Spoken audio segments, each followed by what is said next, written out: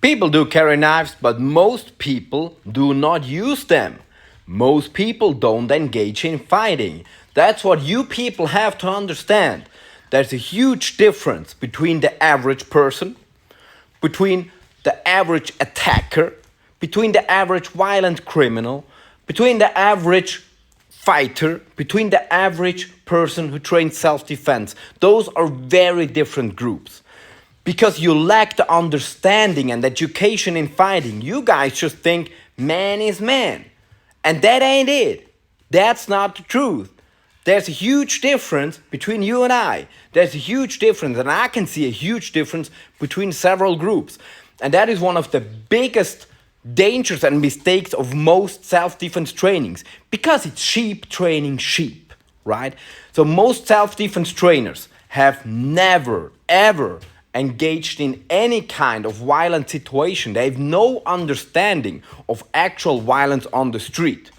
That's for most. There are, of course, very good examples, but most, and I know you guys struggle with math, but most means more than half and less than all. And most people who train there, also again, more than half and less than all, have zero understanding of violence and have zero understanding of the psychology of a man who engages in fighting, either because of predatory violence, because he wants to take something from you, or because of social violence, somebody who wants to establish a higher social position than somebody else. So those are very, very different situations, and you need to understand those different kinds of violence to be ready for all kinds of violence. And you also need to understand what is more likely.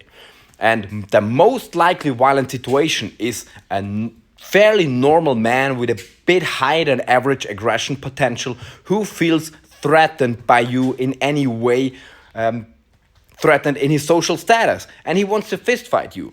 It's unlikely, less than 1 in 100 of these situations, that somebody actually opens a knife and tries to use it.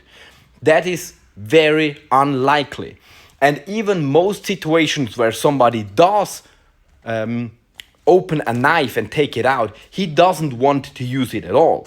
He wants to intimidate you. And then again, is a very different situation from somebody who's ambushing you and stabbing you in the back, which is an incredibly unlikely scenario, which is worthwhile to protect against by being diligent and being careful and being aware of your surroundings, situational awareness. But we need to understand the different levels of escalation and, on contrary, the likelihood of these events happening.